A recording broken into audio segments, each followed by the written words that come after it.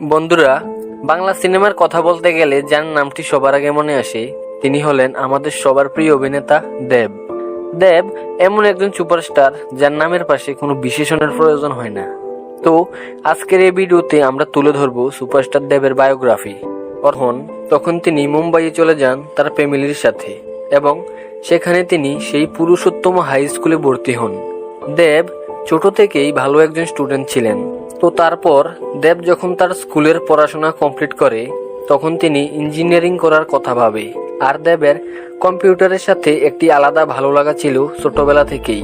তাই তিনি পুনের সেই ভারতী বিদ্যাপীঠ ইউনিভার্সিটিতে কম্পিউটার ইঞ্জিনিয়ারিংয়ে ভর্তি হয়ে যান।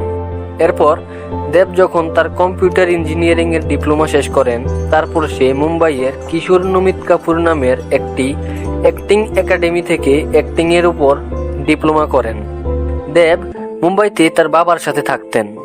তো দেব একদিন তার এক ইন্টারভিউতে বলেন যে একবার যখন তার স্কুলে গরমের ছুটি পড়েছিল তখন সে তার বাবার সাথে এমনি কোথাও একটা ঘুরতে গেছিলেন। আর সেখানে সেদিন নানা পাটেকরের সিনেমার একটি শুটিং চলছিল এবং দেব সেই শুটিংয়ে দেখেন যেন তারা অ্যাক্টিং এর জায়গায় ফ্যামিলি সহ পিকনিক করতে এসেছেন সেখানে। এমনটাই মনে হচ্ছিল তাদেরকে দেখে। আর এত মজার সাথে যে কোনো একটি কাজও করা যায় সেটি দেখে দেবের আলাদা একটি ভালো লাগা জন্মাতে শুরু করে অ্যাক্টিং এর প্রতি। আর তাই তিনি স্কুল থেকেই ভাবতে শুরু করেন যে তিনিও একদিন অনেক বড় একজন অভিনেতা হবেন এবং তিনিও তার করেন। কিন্তু সিনেমাটি রিলিজ করার পর সিনেমাটি সফল হতে পারেনি, একদম ফ্লপ খেয়ে যায়। তবুও দেব আবারও আরেকটি সিনেমা করার অফার পান, যে সিনেমাটির নাম ছিল আই লাভ ইউ। কিন্তু এই সিনেমাটিও সেই সময়ে ততটা জনপ্রিয়তা পেয়েছিল না, আর যার জন্য দেব 14 মাস ধরে কোনো কাজই পাচ্ছিলেন না।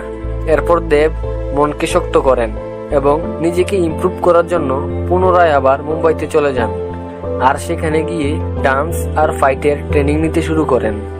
আর তারপর 2009 সালে চ্যালেঞ্জ সিনেমার মাধ্যমে তিনি আবার বাংলা সিনেমাতে কামব্যাক করেন। সেই সিনেমাটি তখন ভীষণ জনপ্রিয়তা পায়, যেটা তাকে রাতারাতি সুপারস্টার করে তোলে। এবং তারপর দেব আর পিছু ফিরে তাকায়নি, একটার পর একটা হিট সিনেমা যেমন পাগলু, মন মানে না, রংবাজ, পরাণ যায় জ্বলিয়ারে ইত্যাদি দর্শকদের উপহার দিয়েই গেছেন।